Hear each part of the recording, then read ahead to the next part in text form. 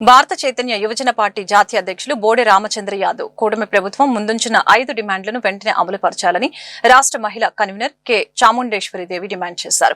ఈ సందర్భంగా Guntur అరండల్పేటలోని BCY party కార్యాలయంలో ఏర్పాటు చేసిన మీడియా సమావేశంలో ఆమె మాట్లాడారు. రాష్ట్రంలోని బీసీలపై జరుగుతున్న దాడుల్ని నియంత్రించాలంటే బీసీ రక్షణ చట్టాన్ని అమలు చేయాలని అన్నారు.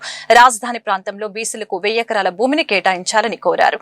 బీసీ కులాల కార్పొరేషన్లకు నిధులు కేటాయించాలని డిమాండ్ చేశారు. సమగ్ర కులగణన చేపట్టాలని కోరారు. విద్యా ఉద్యోగాలు, స్థానిక సంస్థలు, చట్టసభల్లో బీసీలకు 44% రిజర్వేషన్లు కల్పించాలని డిమాండ్ చేశారు. మార్చి 31వ తేదీలోపు మా డిమాండ్లను వెంటనే అమలు చేయాలని, లేని పక్షంలో ఏప్రిల్ 11వ తేదీన విజయవాడలోనే బోడే రామచంద్ర యాదవ్ ఆమరణ నిరాహార దీక్ష చేస్తారని తెలిపారు. కార్యక్రమంలో state executive member Ankala Srinivasa Rao, state మహిళా కో కన్వీనర్ జట్ల నీలిమా యాదవ్, అఖిల భారత యాదవ మహాసభ రాష్ట్ర యువజన అధ్యక్షులు గాజుల లక్ష్మీనారాయణ, సామ్యూల్, నవీన్ యాదవ్ తదితరులు పాల్గొన్నారు.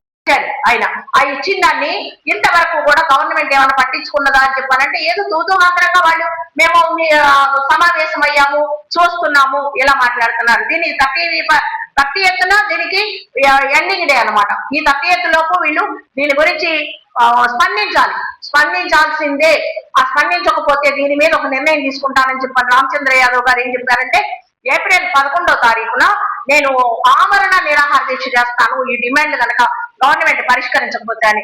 ఈ లోపు వాళ్ళు పరిష్కరించేటట్టు ఇవ్వాలని చెప్పని మేము డిమాండ్ చేస్తున్నాం. మా నాయకుడు తరఫున మేము డిమాండ్ చేస్తున్నాం. ఇది ఈ 11వ తారీఖు దాకా ఆగే పని లేదు. రేపు 30వ తారీఖు అల్టిమేటం ఇచ్చారు కాబట్టి ఈ 30వ తారీఖుతో మీరు ఇవన్నీ చేయలేని పరిస్థితులు కాదండి. ఇవన్నీ డెమోక్రటిక్ కంట్రీలో వీళ్ళ కోసం రాలేదు. వీళ్ళు పరిపాలనలోకి రావడానికి, వీళ్ళు ఓట్లు అడగడానికి వాళ్ళ కోసం రాలేదు.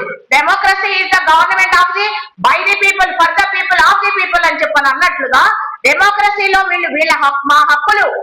మా హక్కుల్ని మా తరఫున అసెంబ్లీలో చేయడానికి, పార్లమెంట్ లో చేయడానికి వీళ్ళకి వేసిన ఓట్లు నిర్బంధంగా 164 సీట్లు వీళ్ళకిస్తే వీళ్ళల్లో వీళ్ళు తండ్రి అవుతాడా సీఎం, కొడుకవుతాడా సీఎం అని చెప్పని వీళ్ళు గొడవలు పట్టానికా మేము ఇచ్చింది?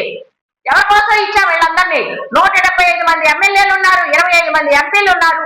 ఆంధ్రాలో ఈ విధమైనటువంటి పరిస్థితి జరుగుతుందని వీళ్ళకి తెలియదా? వీళ్ళు ఎందుకని పట్టించుకోవట్లేదు ఈ విషయం మీద? పట్టించుకొని ఇప్పటి వరకు స్పందన రాలేదు. ఇది కనుక ఒకవేళ కనుక రేపు పొద్దున్న ఏప్రిల్ 11వ తారీఖు రామచంద్ర యాదవ్ గారు కనుక రోడ్డెక్కి నిరాహార దీక్ష చేపట్టారంటే రాష్ట్రం అల్లకల్లోలం అయిపోతుంది. 70% ఉన్నటువంటి బీసీలని వీళ్ళు భరించలేరన్నమాట. ఇక 70% బీసీలు నిన్న కాకుండా కలెక్టర్ ఆఫీసుల్లో మూకముడుగా 29 జిల్లాల్లో కూడా మేమందరం వెళ్ళేసి స్విచ్చెస్ ఇచ్చాం. 29 జిల్లాల్లో కలెక్టర్ ఆఫీసులకి ఈ విషయం మీద మేము మెమరాండం ఇచ్చి వచ్చామండి. మా పవర్ ఏంటో నిన్ననే చూశారు, ఇక ముందు చూడబోతారు. అలాంటి పరిస్థితి రానియద్దు. చంద్రబాబు నాయుడు గారు, మీరు కానీ, పవన్ గారు కానీ, లేకపోతే ఆ మూడో ఆయన ఎవరున్నారు, జగన్మోహన్ రెడ్డి అపోజిషన్ లో కానీ. అఖిల భారత యాదవ్ మహాసభ ఆంధ్రప్రదేశ్ రాష్ట్ర యూత్ ప్రెసిడెంట్ గా పనిచేస్తా ఉన్నాను. ఎవరికైతే యాదవులకు కానీ, బీసీలు కానీ, అణగారిన వర్గాలు ఏవైతే ఉన్నాయో వాళ్ళ యొక్క ప్రయోజనాల కోసం మేము పనిచేస్తూ ఉంటాం.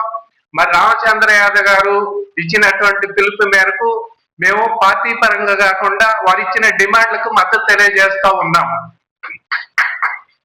బీసీ సంరక్షణ చట్టం ఖచ్చితంగా అమలు చేయాలి. అదే మాదిరిగా బీసీలకు 44% రిజర్వేషన్ తప్పనిసరిగా రేపు జరుగుతున్నటువంటి స్థానిక సంస్థల ఎన్నికల్లోనే అమలు చేయాలని డిమాండ్ చేస్తా ఉన్నాం. అట్లానే అమరావతిలో ఎన్నో కంపెనీలకి మరి దాన ధర్మాలు చేస్తా ఉన్నారు. రూపాయికి 2 రూపాయలకి భూములు ఇస్తా ఉన్నారు.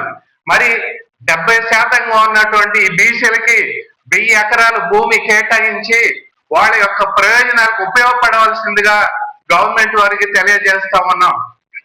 కాబట్టి ఈ అన్ని విషయాల్లో ఏవైతే రామచంద్ర యాదవ్ గారు డిమాండ్లు పెట్టారో వాటన్నింటికి మేము మద్దతు తెలియజేస్తా ఉన్నాం. రామచంద్ర యాదవ్ గారితో పాటుగా ఇంకా మిగతా ఎవరైనా బీసీల కోసం కలిసి వచ్చే వాళ్ళు ఉండి డిమాండ్లు పెడితే